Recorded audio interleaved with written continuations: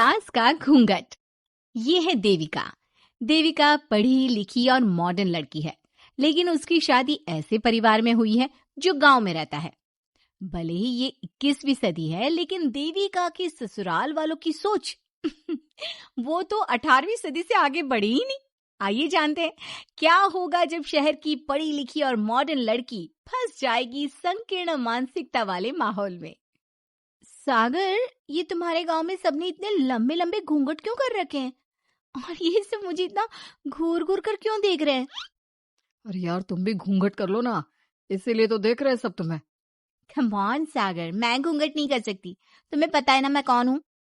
लेकिन देविका, मेरे पिताजी, चाचा जी, बड़े भैया और जीजा जी ने तुम्हें बिना घूंघट के देख लिया ना तो बहुत गुस्सा होंगे और न जाने कौन कौन से फरमान सुनाएंगे। घर चलो, देखा जाएगा जो होगा। सागर देविका से कई बार कहता है कि वो घूंघट कर ले, लेकिन देविका सागर की नहीं सुनती और अपने ससुराल के दरवाजे पर पहुंच जाती है। जब देविका वहां पहुंचती है तो देखती है कि उसकी सास बिमला, चाची सास कम्मो और जेठानी सुजाता ने लंबा सा घूंघट कर रखा था, पर उनकी ननद वीना ने घूंघट नहीं किया हुआ था। लेकिन हाँ, उससे सर पर सलीकी के साथ दुपट्टा जरूर ओढ़ा हुआ था।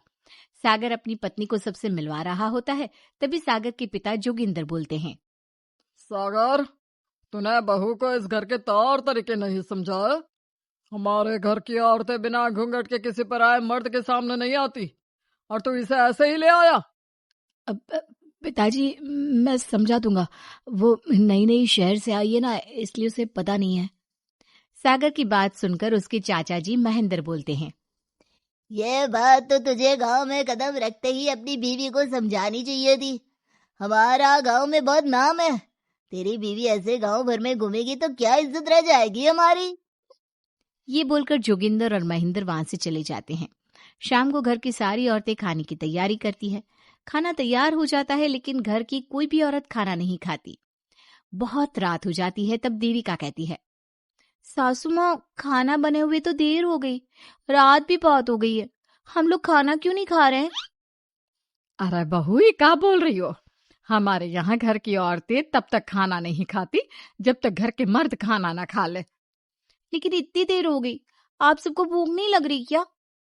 तभी देविका की जेठानी सुजाता कहती है, लग तो रही है, लेकिन यहाँ की यही रीत है, ये निभानी तो पड़ेगी ना। भाभी जी, ये रीत नहीं है, औरतों को प्रताड़ित करने का एक तरीका है। अगर इस घर के आदमी पूरी रात नहीं आए तो आप पूरी रात खाना नहीं खाओगी क्या? देविका ये बोलकर सीधा सागर के पास जाती है। सागर उसे समझाता है, देविका, यहाँ ऐसा ही होता है, तुम थोड़ा सब्र कर लो, पिताजी और चाचा जी आते ही होंगे, फिर हम सब खाना खाएंगे। सागर देविका को समझा ही रहा था, तभी देविका की ननद वीना आकर कहती है, सागर, खाना खाने आ जाओ, पिताजी और चाचा जी आ गए हैं। चलो देविका, तुम्हारा इंतजार खत्म हुआ। सागर खाने के लिए बैठ जाता है। जब सब खाना खाने बैठते हैं तो देविका भी बैठ जाती है। सागर धीरे से उसे कहता है, अरे देविका, ये क्या कर रही हो? तुम इस तरह हमारे साथ खाना नहीं खा सकती। मगर क्यों सागर, मुझे भूख लगी है, सब लोग खा रहे हैं तो मैं क्यों नहीं खा सकती? ये हमारे घर का नियम है, पहले घर के आदमी खाते हैं और बाद में औरतें। लेकिन सागर, हमारे घर में तो ऐसा कोई नियम नहीं है। देविका और सागर में बहस छिड़ जाती है। तब सागर का बड़ा भाई कहता है, सागर, तेरी बीवी को एक बार में समझ में नहीं आता क्या कि इस घर की औरतें मर्दों के खाना खाने के बाद ही खाना खा सकती है? भैया, मैं देविका को यही समझा रहा था। मुझे तो लग रहा है कि इसके दिमाग में कोई बात ही नहीं बैठती एक बार में।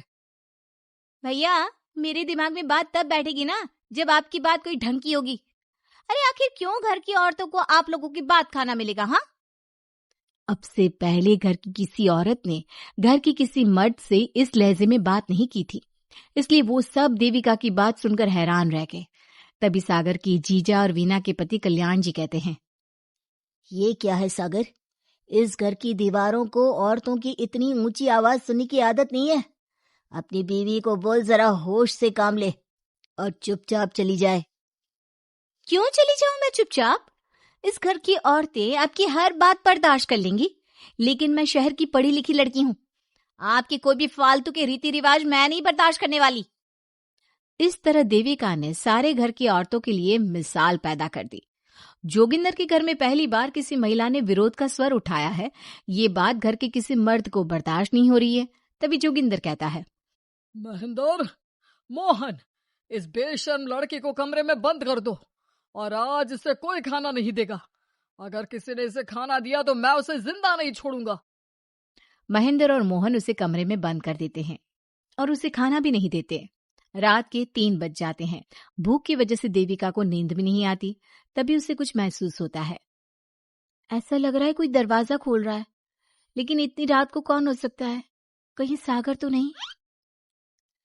देविका उम्मीद भरी नजरों से दरवाजे की तरफ देखती है, लेकिन दरवाजा खोलने वाला सागर नहीं बल्कि विमला और कम्मो है।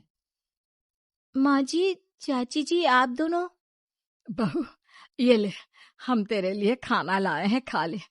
और ये बात ना तो किसी को बताना मत कि हमने तुझे खाना दिया है, नहीं तो हमारे मर्द मार मार कर हमारा बुरा हाल कर देंगे। माँ जी, आप यहाँ इतना घुट घुट कर क्यों रहती हो? देविका, अब तू भी इस घर की बहू है, तू भी हमारी तरह रहना सीख ले। इस घर के कायदे कानून अपना ले। इस घर के मर्द तो कभी बदलने वाले हैं नहीं बहू, तो तू ही बदल ले अपने आप को। माँ जी, बदलाव अच्छे के लिए हो तो हमें बदलना चाहिए। बेकार और बेतुकी बातों का तो विरोध करना चाहिए। दोनों ने देविका को समझाने की कोशिश की, लेकिन देविका ने उल्टा उन्हें ही समझा दिया। इसी तरह एक दिन देविका किसी बात पर जोर जोर से हंस रही थी। तभी देविका की सास विमला ने उसे टोकते हुए कहा, अरे बहू, तू इतनी जोर जोर से क्यों हंस रही है? हमारे घर की औरत इतनी जोर जोर से नहीं हंसती। विमला अपनी बहू को समझा रही थी कि तभी महेंद्र बोलता है, अरे कम्मो, कौन है ये औरत जो बेशर्मों की तरह जोर जोर से हंस रही है? तभी कम्मो और देविका बाहर आ जाती हैं। जी जी जी, वो मैं हंस रही थी चाचा जी। अब आप लोग हंसने पर भी पाबंदी लगाओगे क्या? तुम जैसी बदतमीज लड़कियों से मैं बात नहीं करना चाहता, लेकिन कान खोलकर सुन लो, इस घर की औरतें इतना जोर जोर से नहीं हंसती। और हाँ, तुम्हें पहले ही बता चुके हैं कि इस घर की दीवारों को औरतों की तेज आवाज सुनने की आदत नहीं है। इस घर की दीवारों को आदमियों की ऊंची आवाज सुनने की आदत है, लेकिन औरतों की नहीं। चाचा जी, आपके घर की दीवारें तो बहुत दोगली है। हर पाबंदी औरतों के लिए क्यों चाचा जी? औरतें ये नहीं कर सकती, औरतें वो नहीं कर सकती। औरतें सांस ले सकती है या उस पर भी पाबंदी है? चुप हो जाना बहू, मत बोल और घूंघट कर ले। ये तेरे चाचा ससुर है, थोड़ा तो लिहाज कर। कम्मो के समझाने पर भी देविका चुप नहीं होती।